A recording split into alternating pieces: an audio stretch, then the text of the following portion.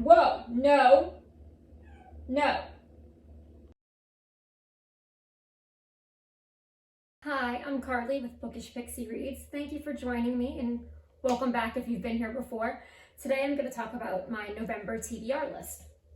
So my first book has an interesting story to it. It's called Murder Most Unladylike. It is by Robin Stevens. It's the first in a Murder Most Unladylike mystery. And I stumbled upon this a couple of years ago through, I found an illustrator, not this illustrator, but an illustrator on Instagram who was celebrating a book. I was like, that looks cool, looked that book up. And it was under if you like this book, you might like this book. So if you want this copy of this book, this is hard. You can only kind of get this on eBay or probably Thrift Books or Abe Books or something like that, because we'll get to the American version in a second. This is it's a UK story. It was originally published in the UK. It's out of print there as far as I can tell. I checked Amazon.co.uk. I checked Waterstones, all that kind of British bookstore shenanigans. And I think it's out of print there. And so I got it off eBay. Last time I checked, very recently, you can still get copies for $6, $7, $8, so you can get it. But so it was published in America, called Murder is Bad Manners, and they even changed the mystery series title to a Wells and Wong mystery. It's the last names of the two girls in the story. So this is middle grade fiction. And the reason that I got this off of eBay instead of just getting this from the library is that, according to several of the Goodreads reviews, is that this is trash. If you're gonna read this book, you read this one, you don't read this one. They Americanized it a lot, apparently, and they said to its detriment. And they said, this book takes place in the 30s in England. They're like, this could take place in the present day America. It's been so Americanized. And so what I wanted to do is, I'm not going to read the whole thing, but I wanted to compare maybe the first couple of chapters, see what the situation was, and see how big of a difference it was, if it really was that big of a deal. So that's what we're going to do. But this book, so it takes place in 1930s England. You have these two girls, Daisy and Hazel, and they started a detective agency at their school. And I don't know if it's a boarding school. I get vibes that it might be a boarding school. They're struggling to find a real case, and outside of missing neckties and the like. And then they stumble upon the dead body of one of the teachers at their school.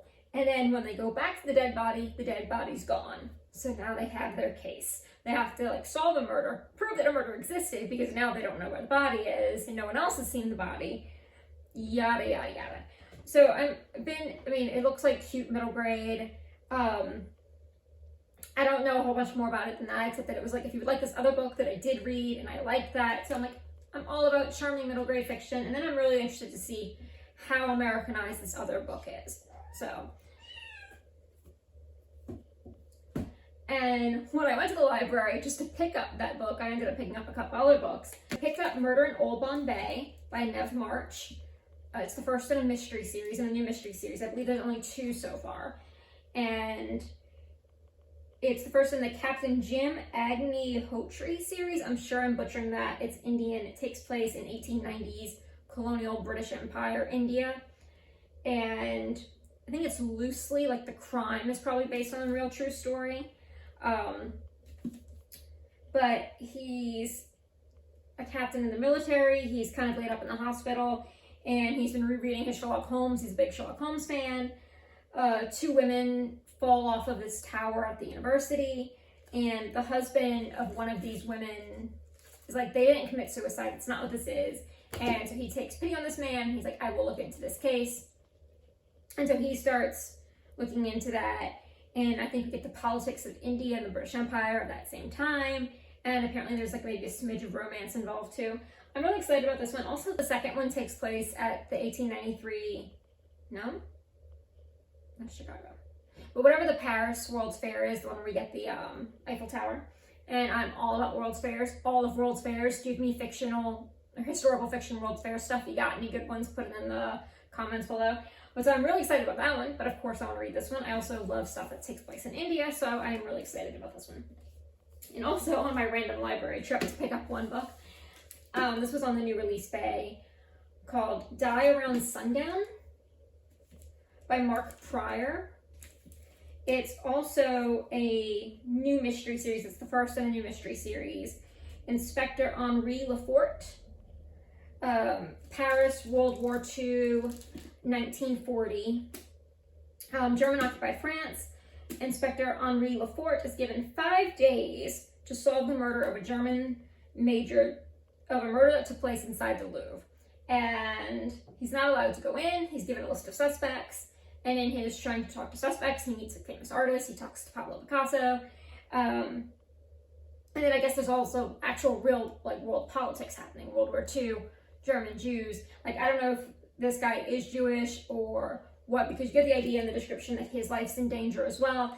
So he's trying to solve this case at his own personal safety, his loyalty to his country, yada, yada, yada. So I'm kind of excited about it. I haven't read World War II historical fiction in a long time. I kind of got burnt out on it after a while, but I'm kind of excited for this one. I have a few audiobooks on my TBR this month, and audiobooks are weird for me. So I have a few, but so I mainly listen to my audiobooks on my commute. My commute's 40 minutes round trip. And so if I'm listening to a 10-hour audiobook and I'm not driving on weekends generally, it takes me a little over 2 weeks to listen to an audiobook. So I probably can get 2 done a month or so, depending.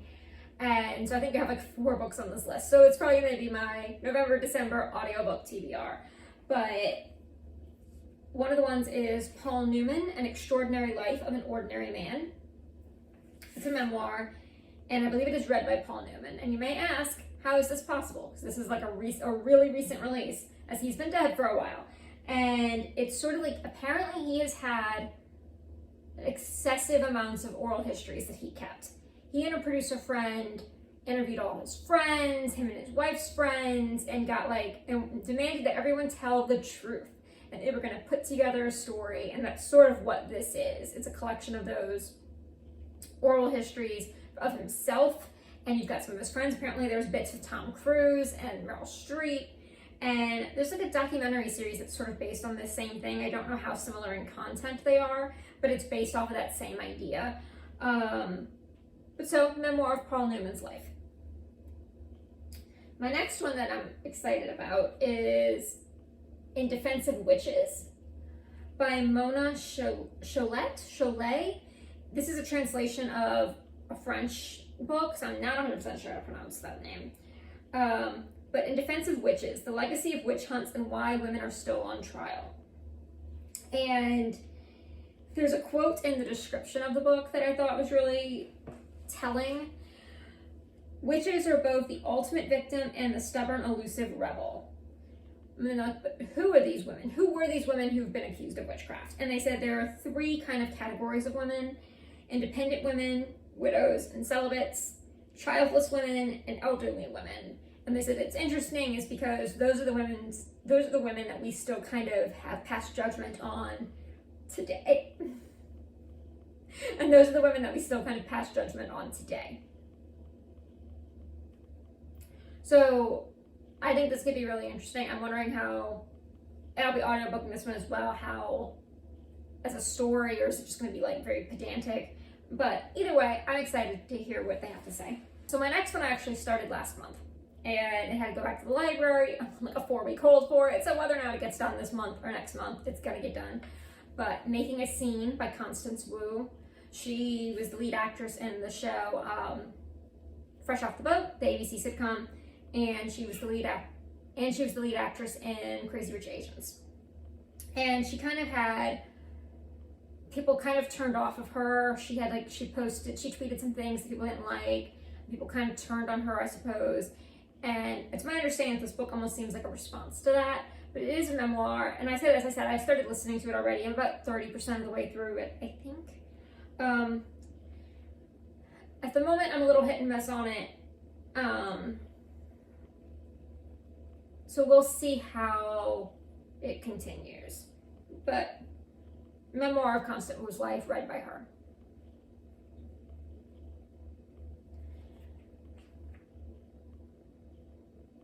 So, I don't know if y'all heard about this, but it's a graphic novel, Head Wounds, Sparrow.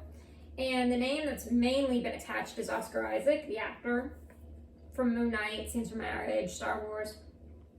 Now, should make it clear, Oscar Isaac did not write this. It says Oscar Isaac Presents, developed by Oscar Isaac.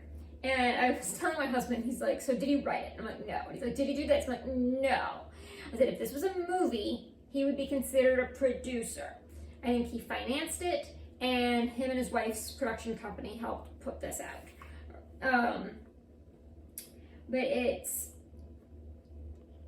written by, well, so the story behind this was that Oscar's two like high school best friends have always had this story in their head, Robert Johnson and John Alvey.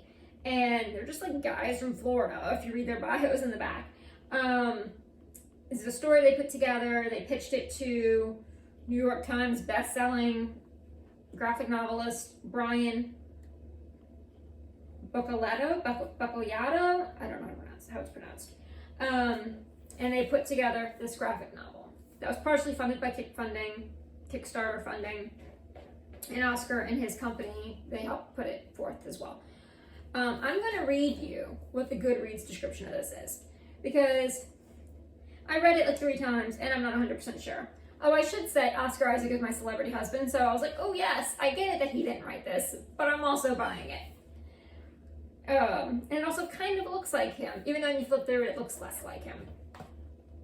Also, it's like a mix of him and Pedro Pascal. Who's his bestie. But I'm going to read you the Goodreads description. What kills you makes him stronger. A detective with a higher purpose feels the pain and wears the wounds of those he's failed to protect, and there's only one way to stop the bleeding: vengeance. As a divine battle of good and evil between angels and demons rages around him, can this crooked detective follow the straight and narrow to seek justice, or will he just save his own wounded skin as the fate of humanity hangs in the balance? So that's what this is about. We'll see. It's a graphic novel. I'll probably finish it really fast. So we'll see how this goes. It could be terrible. It could be wonderful. I feel like it could go really strongly either way. So we'll see. So my next one is Murder After Christmas by Rupert Latimer. It's one of the British Library crime classic stories. Apparently it's a murder mystery. It takes place around Christmas. It's back in print for the first time since 1944. A rich man comes to stay with his family, dies the next day in a Santa Claus suit in a locked room mystery. Maybe it wasn't locked room. Might be confusing that with something else. But dies in a Santa Claus costume the next day. Poisoned. Is it in the mincemeat pies? Is it in the chocolates that were sent to him through the post? Yada, yada, yada, and so forth. No. Whoa. No. No. Let's say hi. We got a cat. This is Talisker. And he's making recording very difficult. He's trying to get into things he can't be in. Apparently this is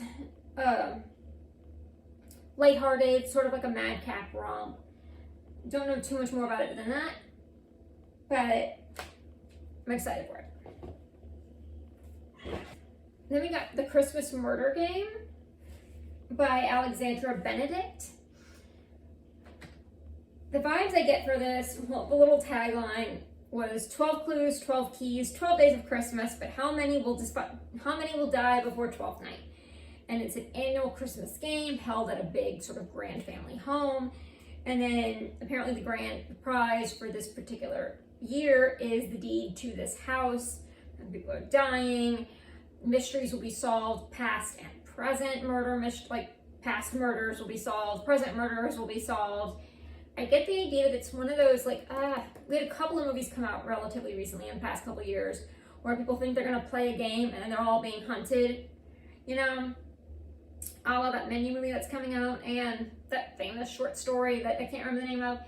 I get those vibes, but we'll see. But murder mystery around Christmas. And then we get Murder at Balmoral by Chris McGeorge. Excuse me. can't get onto the murder mystery Christmas trend. This, I think, is sort of interesting because it's going on an alternate history based on the idea that David didn't abdicate. So he's like King Edward VII or VIII or something, that he didn't abdicate. So it's kind of based on his kids. And so like, the king is King Eric. I was reading the description because it doesn't make clear it's an alternate history until I read like a couple of the Goodreads reviews.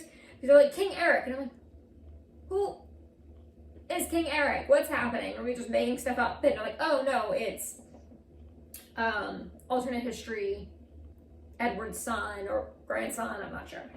But King Edward is killed in this is the locked room. He's killed in a locked room mystery. All the members of the royal family have motive and opportunity. And for some reason, and it really better have a good reason, the king's favorite chef is the one that's going to be the one that solves this. I'm really curious as to like, are these royal family members, are they going to be willing to talk to the chef about their personal lives? Like, I could see this going, like, I mean, in real life, I could see it being really snobbery. I mean, in real life, it could be really, you know, they could be fine with the staff, who knows? But we'll see.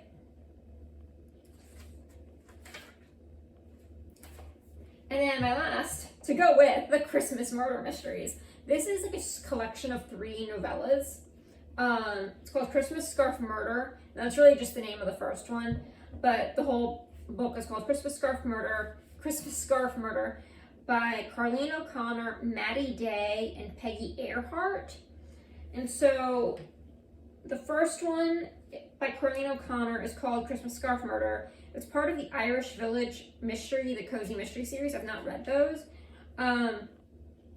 There's a lot going on in that description on Goodreads that I was like, this is the one I'm afraid of the most, which sucks because it's going to be the first one, because it seems a lot to be going on in a novella. But I think it's like the 8.5, considered 8.5 in that series, and I'm not familiar with the series, but essentially rounds to it, she finds a scarf wrapped around a dead body and has to solve the mystery. The second story by Maddie Day, did I say Maggie Day? It's Maddie Day. Her story is one of the country store mysteries, which I'm also not aware of. But her little story is called Scarf Down. She owns a diner called Pans and Pancakes, so you're scarfing your food, but also a scarf down. A diner dies while knitting a scarf, and I guess she solves it. And then our last one by Peggy Ehrhart is one of the Knit and Nibble mysteries, which I'm also not aware of. So many cozy mysteries that I'm not aware of. But someone is found dead, strangled with a scarf that was auctioned at a charity event for Christmas. The winning bidder is hiding behind the alias S. Claus.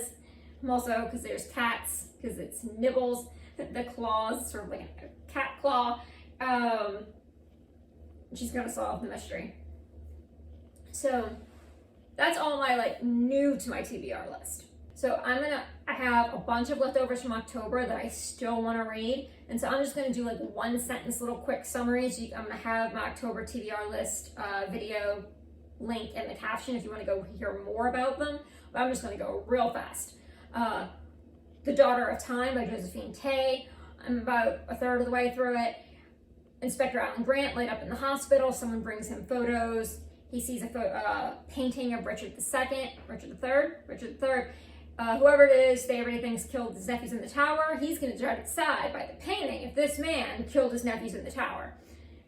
Second book, Bait and Witch. Bait and Witch by Angela M. Sanders. It's the first in a mystery series. This woman, Josie, she's worked in the Capitol and the Congressional Library. Scandal happens. She runs and hides, becomes a librarian at a library in Oregon, and finds a dead body outside. And so you've got like the scandal in Oregon, the mystery outside, and they have to like save this library. Dust and Grimm by Chuck Wendig. 2 estranged siblings. This is middle grade fiction. These are like kids somehow inherit or take control of. I'm confused because they're kids, but we'll find out. Are going to take over a mortuary that is a mortuary for monsters. Vera Kelly, Lost and Found by Rosalie Knecht, 3rd in the series. LGBT spy slash private dick, goes off to LA with her partner to see her partner's estranged family in LA, Hollywood studios, probably a mystery involved, because usually there is. Clothes Pegs by Susan Scarlett, which is the nom de plume for Noel Streatfeild, who wrote ballet shoes and theater shoes and all that, the shoe stuff that's in You've Got Mail. She wrote kind of romances under this nom de plume. This girl, she's a seamstress for this clothing store. The clothing store needs a new model. She's very pretty. They ask her to model. Causes an upset in the family because now she's like above her station and she meets this like rich, well-to-do guy. Romance story, kind of Cinderella-y. Emma, Jane Austen. What is it? It's Clueless is adapted from it. She's like a matchmaker. I don't know. I'm intimidated. I talked about it in the other video. Agatha Christie's Murderous Affair at The Mysterious Affair at Styles by Agatha Christie. Murder Manor, English Village, Countryside, Murder. The Mother of Black Hollywood by Jennifer Lewis. I actually started that one at the very end of October, but as an audiobook, so it's the first audiobook of the month, but memoir of her life. I want to complete Murder by the Book. It's a series of short stories. It's mysteries for bibliophiles. It's put together by Martin Edwards. It's part of the British Library Crime Classics series. It's a bunch of short stories from back in the day that are somehow connected by books. Whether the stolen thing is the book, the murdered person or the murderer is an author or an editor, or the clue is in a book, so forth and so on. Steeped in Secrets, Cozy Mystery by Lauren Elliott. Woman inherits like a psychic slash tea shop. She figures out she's an empath. Dead body on her roof, I think. Standard cozy mystery, fantasy cozy mystery stuff. And that's my November TBR. Let me know what y'all are reading and if you've read anything that's on my list or anything that sounds interesting to you. Have a good reading month and see you soon. Bye.